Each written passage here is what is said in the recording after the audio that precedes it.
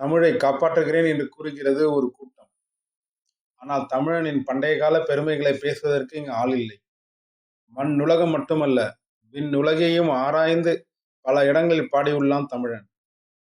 இன்றைய இருக்கிற வானுலக ஆராய்ச்சியில் சூரியனில் சில புள்ளிகள் இருக்கின்றன என்பதை மிக சிரமப்பட்டு கண்டுபிடித்துள்ளனர்.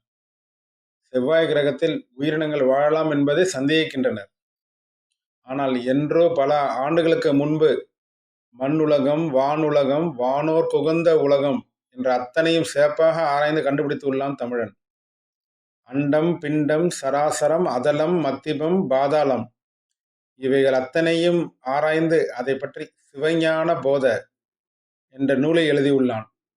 இந்த நூலை பற்றி தற்போது உள்ள இளைஞர்களுக்கு யாருக்கா தெரியுமா என்றால் தெரிய வாய்ப்பில்லை.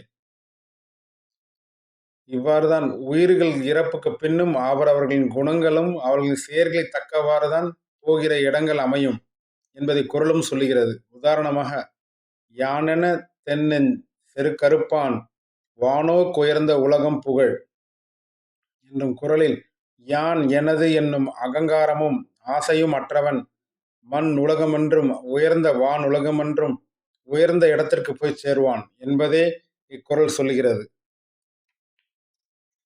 வானுலக சஞ்சரிப்பு இருக்கிறது என்பதை உறுதிப்படுத்துவதுதான் இந்த குறளின் நோக்கம். அதுபோக பாக்கிய சுவர்க்க நிலையே தவிர முக்தி நிலையில்லை என்பதையும், வானோக்குயர்ந்த உலகம்தான் மோட்ச நிலை என்பதையும் வெகு தெளிவாக காட்டுகிறது இந்த குறள். நன்றி, வணக்கம்.